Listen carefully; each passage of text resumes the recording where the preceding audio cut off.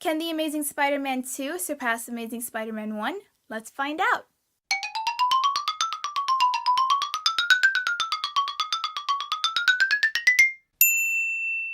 Today I am reviewing The Amazing Spider-Man 2, and it stars Andrew Garfield, Emma Stone, Jamie Foxx, and Dane Dehaan. And this takes place after Amazing Spider-Man, and it just shows really Peter coming into his own as Spider-Man, helping a lot of people, and with that comes a lot more villains, and it shows how it impacts his life. With the first film, I reviewed it, and I did not get very positive feedback from it. I didn't even say it was bad. I said it was okay. But it could have been better. I thought it had a lot of problems, but those could be easily fixed with writing. So I am willing to give it another chance. And when I saw the trailer for The Amazing Spider-Man 2, I thought, okay, this looks like it could be a bit of an improvement. Now, for the actors and their characters, let's start with Andrew Garfield. I felt like this is really an improvement from the first film. I can say, honestly, that I do feel much more comfortable of him being Spider-Man in this film than I did in the first film. Like 65% I'm on board with him being Spider-Man, but he's still got a lot to prove to me. However, I do like the fact that, especially with the writing, they gave him much more of funny banter against the villains. A lot more comical stuff, but not in a way that's like, oh, ha ha ha, I'm hurting the criminal, let's all laugh about it. No, this one's much more of harmless, and how he interacted with people, I thought, okay, I like this. It's very funny. And he reminds me actually more of Deadpool in the way his humor can be. I know that he does crack quite a bit of jokes in the comics as well. I don't know how much, but he did a lot here. If they do decide to make a Deadpool movie, I don't want the two kind of being the same type of thing, Another thing I gotta say here is that his costume, I really like it a lot more in this film than I did in the other one. However, with the material, I felt like the material quality went down. Like, his costume looks like he just got it from a Spirit Halloween store or something and just put it on and started, doing his thing. So, at least in the first film, it looked like it was really good quality made, suit. And now it's gotten to the point where there are just so much comic book movies out, and of course all of them have costumes and all of them look like really, really good, and for him to have a Halloween type look costume to him, I'm not liking that. However, I do like the eyes much more better in this one, and just like the colors are much more vibrant, but yeah, as I said before, I do not like the material change. Now, for technical stuff about Spider-Man, I love the way he moves in this film. He moves so much more flexible, and he's able to do so much cool things. Like, he has like this bullet time thing that happens in a few parts in the film where time just kind of almost like stops, but not really. And he's able to do so much things and save so many people at once and do all these really cool things with the web and stuff. I'm like, whoa, this is really literally blowing me away. And I have to say, this is probably the best Spider-Man has looked in a film as of yet. So that is a big, big positive, and it was just really awesome. I love when he's swinging around the city. I really, really, really, really like the way they portrayed Spider-Man. However, now Andrew Garfield as Peter Parker, I still do not believe. He does not ring Peter Parker at all to me. I think he's just too cool for Peter Parker, looks just like a model. When he actually does have the mask on, that's when I'm okay with him being that character. So it only takes for him not to show his face for me to actually like him. So that's kind of that's a negative. Now, Emma Stone as Gwen Stacy, still the same thing, I feel. I think she's a good suit, and the chemistry between her and Peter is very strong, and you can tell that they have really a connection, and that they really love each other, and how they always want to be there for one another, and it's very sweet. That's all I gotta say. For Jamie Foxx as Electro, I thought that Jamie Foxx did okay. That's it. I mean, now what they do with the character is, this is where I get into an issue with all of the villains from this film. Now basically, they yeah, they take the time to introduce him and everything, but it's really not anything new with this type of villain. Like, you've seen this villain where they start off being really, geeky or nerdy, or they're all disheveled. People just stomp over them. They don't give them the time of day. They don't even know their name. And then, all they want to do is just be noticed, and then they get these powers, and they're like, ha ha ha, who has the power now? That type of attitude. And then Electro kind of blames it on Spider-Man for some reason, which it just felt very forced and unnatural. That really is not a good enough excuse for him to become a villain and kill people or whatever. The thing is like, they just cut him off too at the end. Like, you just don't know what happens to him or anything. Now, Dane DeHaan, I have to say, I was really looking forward to his character probably the most, because I really liked him in Chronicle, and him being Harry Osborn, I was really excited for him.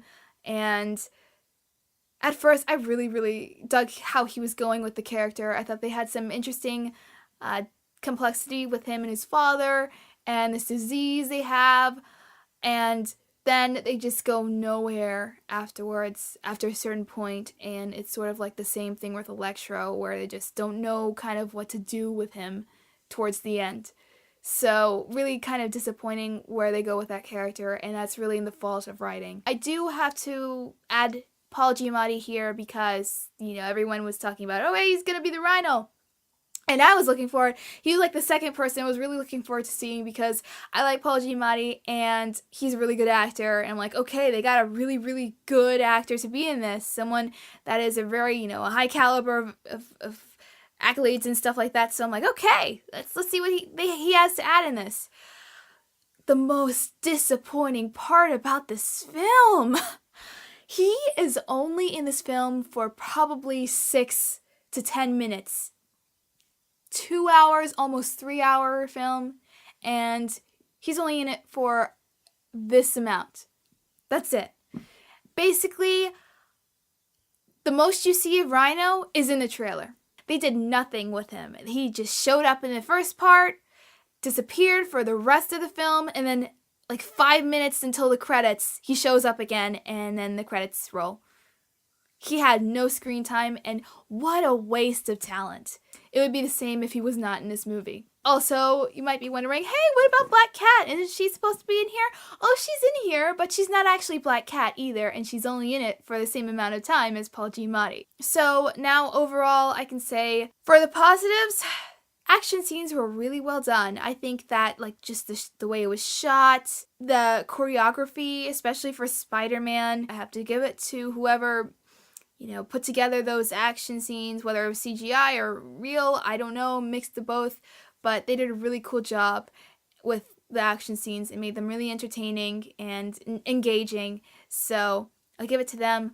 Also, go ahead and see this movie in IMAX 3D. It's not even worth you going to see it in 2D or even just 3D, IMAX 3D, because the sound is amazing, but also the picture and the 3D itself and the big, huge screen makes it all the worthwhile. It reminds me of when you go to Disney World or Universal Studios and they have those attractions for where, it really feels like, you're with the character and stuff like that. It's the same thing, and it's just like some of the best 3D as well. Things are popping out at you.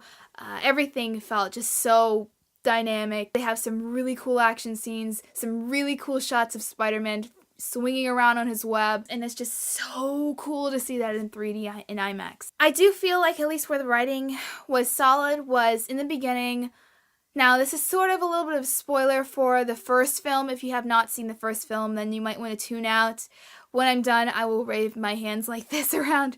So, at the end of The Amazing Spider-Man, Gwen Stacy's dad dies, and his last dying wish is that please keep Gwen out of this. You cannot involve her in any of this. I don't want her getting hurt. I really like that kind of conflict going on within Peter of whether he should be with Gwen or not, because he truly does love her, but he really, as this same thing with her father, he just doesn't want her getting hurt. End of spoilers. So I have to say also with the writing, I think what was really strong was the emotions for some things, like the ongoing conflict with Peter and his parents, like he doesn't know that much about what happened, and then also him with Aunt May, and Aunt May kind of really showing that she really doesn't know how to do a lot of things without Uncle Ben there, and you can see how it really just kind of just makes her just totally down, and she can't really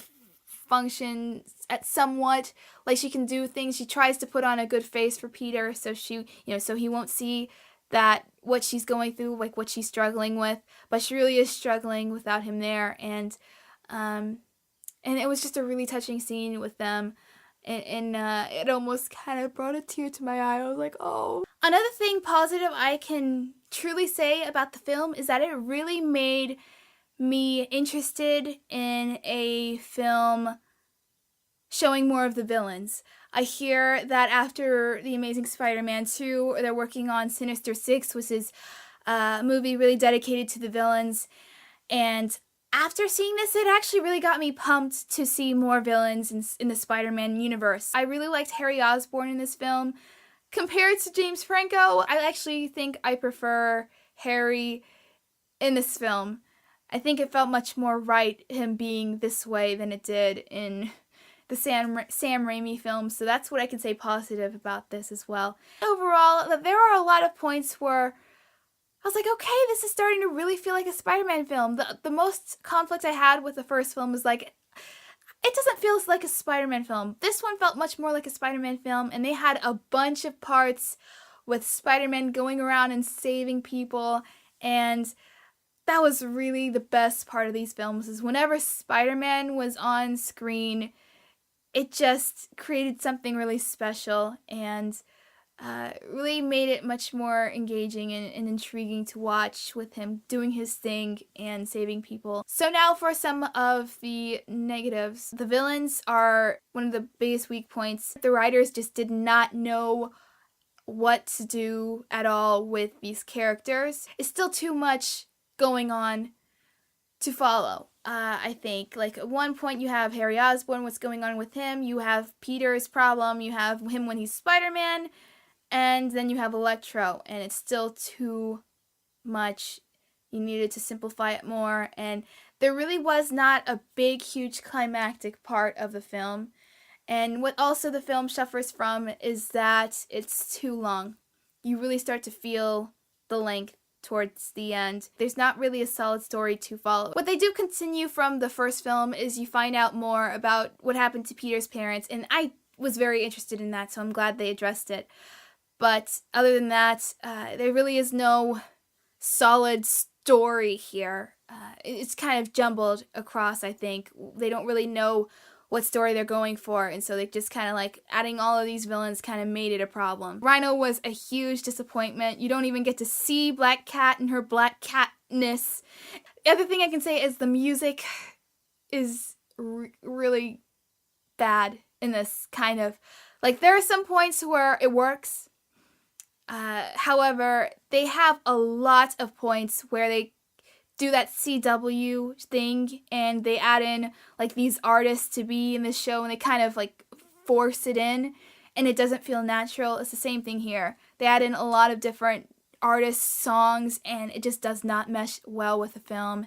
And I think what this film really suffers from is a definitive theme. It really took me out of the film at points, because it just did not mesh well at all with the film.